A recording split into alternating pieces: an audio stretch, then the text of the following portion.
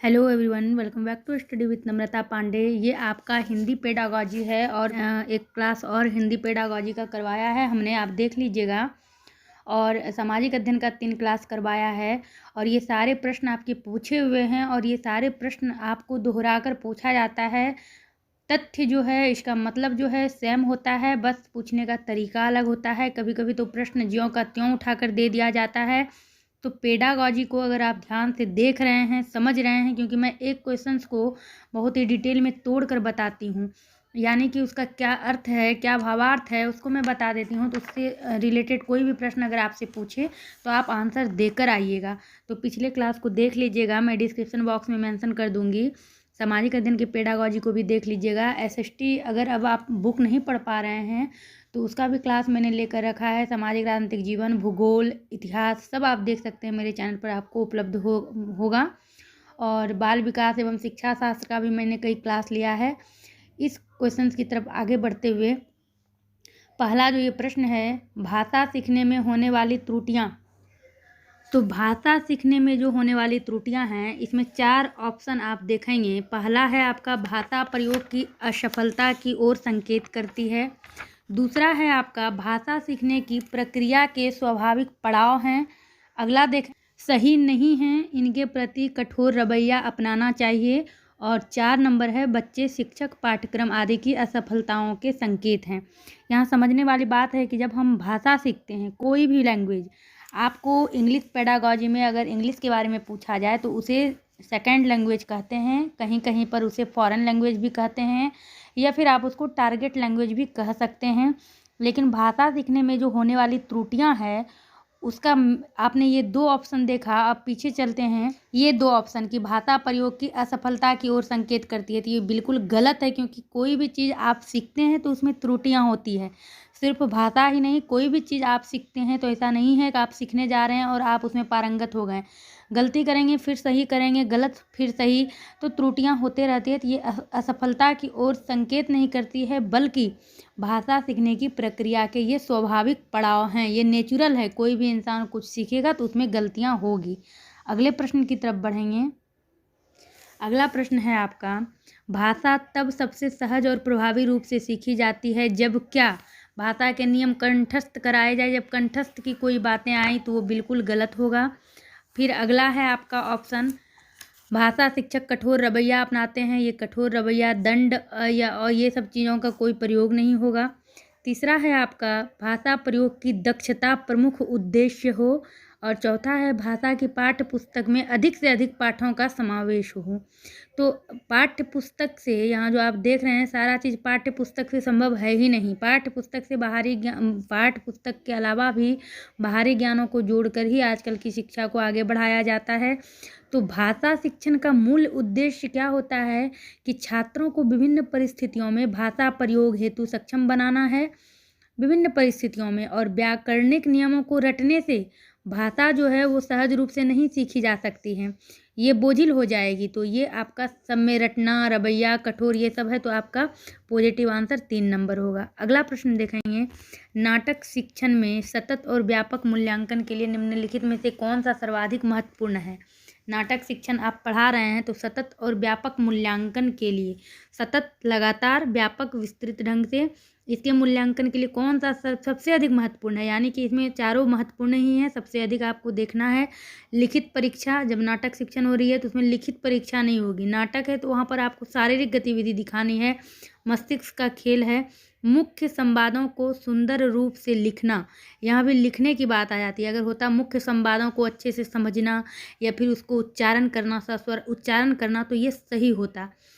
पात्रों का चरित्र चित्रण लिखना, यहाँ भी देखिए लिखना है। बार बार जब लिखना आ रहा है तो नाटक में लिखने का कोई मतलब नहीं है। पढ़े गए नाटक का मंचन, ये 3 नंबर आपका महत्वपूर्ण है। यानी कि नाटक शिक्षण में सर्वाधिक महत्वपूर्ण जो है आपका, उसका मंचन होता है। इस आधार पर भाषा प्रयोग का मूल्यांकन अच्छे से किया जा सकता है और इससे यह मूल्यांकन किया जा सकता है कि छात्र जो संवाद करते हैं उस संवाद में उचित उतार चढ़ाव है या नहीं, यानी कि गति है या नहीं, इन सब का प्रयोग देखा जा सकता है। यानी उच्चारण की कुल मिलाकर बात हो गई कि ऐसा नहीं है आप कहानी के तरह नाटक में पढ़ेंगे, कोई क्रोध में बोलना है तो उस टोन को आप कैसे प्रयोग कर रहे हैं, तो इसका जो सतत और व्यापक मूल्यांकन होगा नाटक के मंचन पर ही किया जा सकता है। तो ये 3 नंबर आपका महत्वपूर्ण आंसर है। आगे बढ़ते हैं, सभी प्रश्न आपके लिए महत्वपूर्ण हैं, सिर्फ सुनते भी जाइएगा तो आप हिंदी में अच्छा स्कोर कर पाएंगे। आप लोगों में से कई लोगों ने गद्य और पद्य भी कहा था, तो प्रयास करूँगी अगली क्लास में मैं उसको भी लाने का। उसमें भी कुछ ट्रिक होते हैं जिसके साथ उसमें भी आपको 15 प्रश्न पूछे जाते हैं। 15 प्रश्न इंग्लिश में भी इसी तरह पूछे जाते हैं। 15 प्रश्न इंग्लिश में पेडागॉजी के, 15 प्रश्न आपके समरी और जो आपका कंप्रिहेंशन होता है उसी तरह इंग्लिश में हिंदी में आपका गद्य पद्य से 15 हो जाता है 9-6 करके या फिर 8-7 करके, बाकी 15 आपका पेडागॉजी का होता है। चलिए आगे बढ़ते हैं। अगला प्रश्न है आपका, रागिनी हमेशा हैंड पंप को चापाकल बोलती है। हैंड पंप को चापाकल बोलती है, एक शिक्षिका के रूप में आप क्या करेंगी? रागिनी को समझाएंगे कि चापाकल नहीं हैंड पंप है। संपूर्ण कक्षा को बताएंगे कि हैंड पंप को चापाकल भी कहा जाता है। संपूर्ण कक्षा के साथ परेशानी नहीं है, रागिनी के साथ परेशानी है, इसको भी आपको समझना है। दूसरी बात कि आपको ये जानकारी होनी चाहिए कि क्या सच में हैंड पंप को चापाकल भी कहा जाता है। और तीसरा है, उसे डांटेंगे, उसने गलत शब्द का प्रयोग किया, इसको सीधा आप काट देंगे। उसकी तरफ कोई ध्यान नहीं देंगे, इसको भी आप काट देंगे। ये जो इग्नोर करने वाली बात होती है उसको भी आप काटेंगे। अगर आप लगातार क्लास देख रहे हैं तो कौन कौन से शब्द वाले आंसर जो है गलत हो सकते हैं, ये आपने बहुत कुछ इसमें सीख लिया होगा। अब सबसे पहली बात है कि आपको ये जानकारी होनी चाहिए कि ये सत्य है कि कुछ स्थानों पर हैंड पंप को चापाकल भी कहा जाता है, इसीलिए शिक्षक को यह बताना चाहिए कि चापाकल को हैंड पंप ही भी कहते हैं। तो यहाँ पर अब इस तरह नहीं है कि रागिनी को समझाएंगे कि चापाकल नहीं हैंड पंप है, ऐसा नहीं है। अब यहाँ पर मैंने इसको कहा था संपूर्ण कक्षा को नहीं बताना है, लेकिन यहाँ पर आपका पॉजिटिव सिर्फ यही आंसर है कि संपूर्ण कक्षा को बताएंगे कि हैंड पंप को चापाकल भी कहा जाता है। अगर यहाँ पे रहता है कि रागिनी सही शब्दों का उच्चारण कर रही है क्योंकि हैंड पंप को चापाकल भी कहा जाता है, तो देखिए ऑप्शन में इस तरह से आपको चेंजिंग मिलेगा। यहाँ आपको दे दिया है संपूर्ण कक्षा को बताएंगे। अगर ऑप्शन में रहे कि आप रागिनी को कहेंगे या फिर रागिनी जो बोल रही है वो सही है, क्योंकि कहीं ना कहीं हैंडपम्प को चापाकल भी कहा जाता है। तो इस तरह से आपके ऑप्शन चेंज हो सकते हैं, लेकिन आपके प्रश्नों का जो कहने का जो भावार्थ है वो सेम रहेगा। अगला प्रश्न आप देखेंगे, मौखिक अभिव्यक्ति के समय होने वाली त्रुटियों पर बार बार टोकने से कोई बच्चा बोल रहा है और आप उसको बार बार टोक रहे हैं, तो बार बार टोकने से क्या होता है इसको समझना है आपको। बच्चों की त्रुटियां खत्म हो जाएगी, बच्चे अपने त्रुटियों के कारण को समझ जाते हैं, बच्चे धीरे धीरे खामोश होने लगते हैं, बच्चों के भीतर आत्मविश्वास बढ़ता है। आत्मविश्वास बढ़ने की बात ही नहीं है, क्योंकि आप तो उसको बार बार टोक रहे हैं, तो आत्मविश्वास कहाँ से बढ़ेगा। बच्चों की त्रुटियां खत्म हो जाती है। ये अगर टोकने मात्र से ही सिर्फ बच्चों की त्रुटियां खत्म हो जाती है तो फिर टीचर पढ़ाए ही नहीं, बस टोक टोक के ही उसको सही कर दें, दो तो आपका ऐसे ही कट जाएगा। बच्चे अपनी त्रुटियों के कारण को समझ जाते हैं। अगर बच्चे अपने त्रुटि के कारण को सिर्फ डांटने से समझ जाए तो फिर क्या है, शिक्षक को तो मेहनत करना ही नहीं है। बच्चे धीरे धीरे खामोश होने लगते हैं, उसको लगने लगता है कि मैं जो भी बोलता हूँ बार बार गलत ही हो जाता है। तो ये आपका ऑप्शन सही है। आगे बढ़ेंगे, बच्चों में भाषा सीखने की क्षमता जन्मजात होती है। देखिए ये पिछले क्लास में भी आपने इसको किया था और वहाँ इस प्रश्न को पूछने का तरीका अलग था, यहाँ अलग है, लेकिन मतलब एक ही है। ये नोम चॉम्स्की ने कहा था ऐसा, चॉम्स्की मैंने कहा है, अलग अलग जगह अलग अलग तरह से लिखा होता है कि ये वो कहते हैं कि बच्चे जो जन्मजात उनमें भाषा सीखने की क्षमता होती है। भाषा सीख कर वो पैदा नहीं होते हैं, लेकिन भाषा सीखने की जो है उनके अंदर जन्मजात क्षमता होती है, इसीलिए वो क्षमता लेके तो पैदा हुआ है। अब आपको देखना है कि आप उसको आगे बढ़ाने के लिए उसको विकसित करने के लिए आप क्या करेंगे। भाषा शिक्षण का कार्य नहीं किया जाना चाहिए, क्योंकि आपके मन में है कि जन्मजात ये पैदा लिया है तो नहीं भी सिखाएंगे तो ये सीख लेगा। वो क्षमता लेकर पैदा लिया हुआ है, भाषा सीख कर नहीं हुआ है, तो ये तो आपका पहला गलत हो गया। दूसरा है आपका, भाषा शिक्षण का कार्य घर पर ही किया जाना चाहिए। अगर आप घर पर ही भाषा शिक्षण का कार्य करते हैं तो बच्चे सिर्फ मदर टंग में, यानी उसका जो मातृभाषा है उसमें वो पारंगत होगा, लेकिन उसको सामाजिक जो आपका उसका सेकंड टारगेट लैंग्वेज है, इन सब चीज़ों को वो नहीं समझ पाएगा, इसीलिए ये भी सही नहीं है। उनकी इस क्षमता का भरपूर प्रयोग करते हुए भाषाई नियम सिखाने जाने चाहिए, ये भी गलत है। नियम से कुछ नहीं होता है, भाषा अधिगम और अर्जन दो अलग अलग चीज़ है। भाषा को पहले अर्जित किया जाता है, भाषा अधिगम से नहीं होता है, अर्जन से होता है। एक्विजिशन उसमें चाहिए, लर्निंग नहीं चाहिए। तो आपका इसमें महत्वपूर्ण आंसर है 4, बच्चों को समृद्ध भाषिक परिवेश उपलब्ध कराया जाना चाहिए। इससे क्या होगा कि बच्चों में भाषा प्रयोग की क्षमता जन्मजात तो होती है, लेकिन बच्चों को अगर उचित और समृद्ध भाषिक परिवेश आप उपलब्ध कराते हैं तो वह भाषा को अर्जित कर सकेगा। और भाषा को जब भी किया जाएगा अर्जित ही किया जाएगा, लर्निंग नहीं किया जाएगा, यानी भाषा को सीखा नहीं जाएगा, उसे अर्जित किया जाएगा। अब अर्जित क्या हुआ, यानी कि वो नेचुरल तरीके से, उसको आप ये नहीं कहेंगे कि माँ बोली पानी गर्म है मत छुओ, तो आप भी वही बोलो। हो सकता है वो बोले कि मैं नहीं छूऊंगा ये पानी गर्म है, उसका आगे पीछे हो सकता है शब्द, लेकिन उसके दिमाग में ये है कि इसका मतलब क्या है। धीरे धीरे फिर वो इस चीज़ को आत्मसात कर लेगा और सही बोलने लगेगा। ये है आपका अर्जन। अधिगम उसको सेंटेंस रटाना नहीं है मातृभाषा में, मदर टंग में या कोई भी भाषा में। टारगेट लैंग्वेज में एक होता है, वो एक अलग चीज़ है, उस तरह का प्रश्न आ जाएगा तो उस पर भी चर्चा कर लेंगे। अगला प्रश्न है भाषा कौशलों के बारे में कौन सा कथन सही है। तो यहाँ पर आप देखेंगे भाषा के कौशल केवल क्रमबद्ध रूप से ही सीखे जाते हैं। भाषा जो सीखने का होता है, आप इंग्लिश में आप जब देखेंगे तो उसमें होता है आपका LSRW। ये अगर आप इसको याद कर लेते हैं तो आप इंग्लिश में भी इस तरह के प्रश्न पूछे जाएंगे तो आप उत्तर दे देंगे। ये आप सिर्फ याद रखिएगा। लसर, लसर एक ऐसा शब्द है जैसे कि अधिक बोलने को भी कहते हैं, ये बहुत लसर लसर करता है, तो ये दिमाग में आपको रखना है। लसर SLSR यानी लिसनिंग, स्पीकिंग, रीडिंग, बाद में जो बचता है ये है आपका राइटिंग। तो भाषा कौशल के बारे में सही कथन क्या है। सबसे पहले बच्चा सुनता है, लिसनिंग महत्वपूर्ण है। सुनने के बाद कोई भी बच्चा जो पैदा होता है वो जन्मजात सुनता ही है, वो ना बोलता है, वो ना ही जन्म लेने के तुरंत बाद बोलता है, ना ही वो पढ़ता है, ना ही वो लिखता है। सबसे पहला काम बच्चे का क्या होता है, तो होता है लिसनिंग, यानी कि बच्चा पहले नंबर पर सुनता है। उसके बाद वो दूसरा काम क्या करता है, बोलता है। उसके बाद जब आप उसको पढ़ाने के लिए आगे बढ़ाते हैं, कोई कागज़ अगर वो हाथ में उठाता है फिर वो पढ़ता है। बाद में ये चौथा ऑप्शन है आपका कि वो लिखता है। तो सुनना, बोलना, पढ़ना तथा लिखना, ये चारों कौशल एक दूसरे से संबंधित होते हैं और भाषा शिक्षण में इसका क्रम यही है। इंग्लिश में भी अगर सिर्फ LSRW आप इसको रट लीजिए तो आप इंग्लिश में भी इस तरह के प्रश्न को सॉल्व कर लेंगे और हिंदी में भी कर लेंगे। तो क्या है आपका भाषा कौशलों के बारे में कौन सा कथन सही है। तो भाषा के कौशल केवल क्रमबद्ध रूप से ही सीखे जाते हैं, पहला नंबर आपका ये है। दूसरा है भाषा के कौशल परस्पर अंतः संबंधित होते हैं, बिल्कुल सभी एक दूसरे से जुड़े हुए होते हैं, जिस तरह के हमने बताया।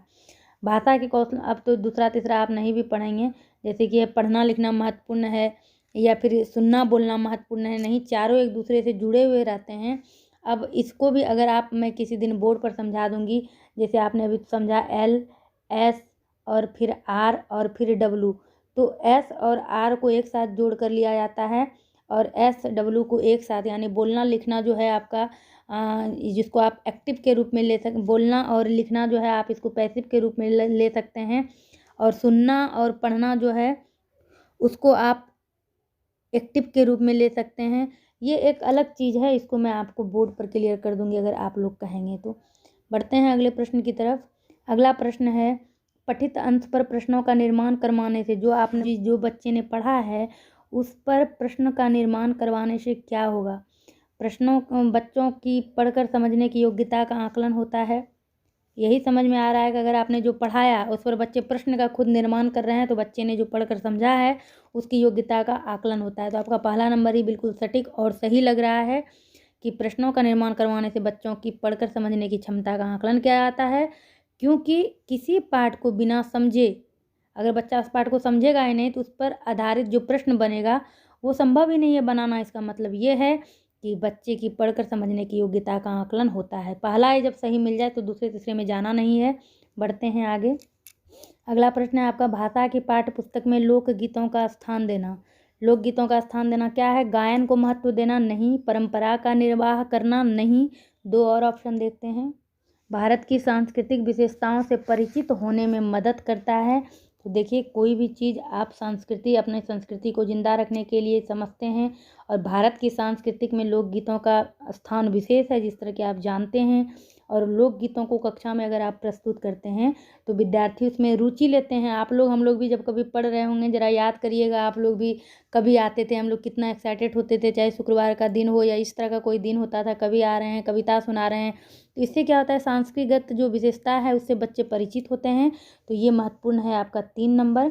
अगला प्रश्न है, पढ़ने की कुशलता का विकास करने के लिए ज़रूरी है। पढ़ने की कुशलता का विकास करने के लिए क्या ज़रूरी है? ऑप्शन है आपका, बच्चों को शब्दार्थ जानने के लिए बाध्य किया जाए। फिर यहाँ पे आ गया बाध्य किया जाए, तो ये नहीं होगा। बच्चे को आप बाध्य करके कुछ भी नहीं सिखा सकते हैं, ये आपका नहीं होगा। दूसरा है, बच्चों को विविध प्रकार की विषय सामग्री उपलब्ध कराई जाए। जब विविध प्रकार आ जाए तो इस पर आप थोड़ा सा रुक के यहाँ पे ज़रूर सोचिएगा। विविध प्रकार यानी एक से अधिक प्रकार, और वो बच्चे के लिए सही होता है। ये सब शब्द को दिमाग में रखिएगा। ये जो 3 नंबर देख रहे हैं, फिर है बाध्य किया जाए, नहीं होगा। निर्देश देना, बाध्य करना, दंड देना, अनदेखा करना, ये सब बिल्कुल भी नहीं होगा। तो आपका महत्वपूर्ण 2 ही आंसर है। अगला है आपका, निम्नलिखित में से कौन सी विद्या का अनिवार्यतः सस्वर पठन किया जाना अपेक्षित है? यानी कि किस चीज़ को आप सस्वर यानी जोर से आप पढ़ रहे होते हैं तो अधिक प्रभावी होता है, इसको आपको समझना है। तो जीवनी अगर किसी का पढ़ते हैं तो आपको सस्वर यानी जोर से नहीं पढ़ना है, आत्मकथा भी जोर से नहीं पढ़ना है, निबंध भी नहीं पढ़ना है। एकांकी जो है ये स्वस्वर पठन का सबसे प्रभावी तरीका है। कक्षा में एकांकी के स्वस्वर वाचन के बाद उस पर आधारित नाटक का मंचन होगा। एकांकी के बाद ही नाटक होता है, पिछले क्लास में भी आपने इसको समझा है। एकांकी जब आप पढ़ रहे हैं यानी जिस पर आधारित नाटक है, नाटक का रोल लिखा है और आप सस्वर पाठन कर रहे हैं, अलग अलग पात्रों का आप किरदार अपने स्वर से निकाल रहे हैं, तो इसको ही सस्वर पाठन कहते हैं। जोर से पढ़ना एकांकी के लिए सही है। अगला प्रश्न है आपका, पाठ्य वस्तु का भावपूर्ण पठन। जो भी पाठ्य वस्तु है आपको, उसको अगर आप भावपूर्ण पढ़ते हैं तो ये क्या है? पठन की पहली और अनिवार्य शर्त, कोई अनिवार्य शर्त नहीं है कि आप भावपूर्ण पठन ही करिए। कई बच्चे तो कुछ पढ़ते लिखते भी नहीं है, नंबर आ जाते हैं। शर्त वर्त नहीं है। अगर आप किसी पाठ्य वस्तु को भावपूर्ण पढ़ते हैं, आपको लग रहा है कोई बच्चा बोल रहा है तो वो स्लो बोलेगा, उसी तरह आप अंदर ही अंदर पढ़ते हैं, तो ये क्या करेगा? आपको अर्थ को समझने में मदद करता है।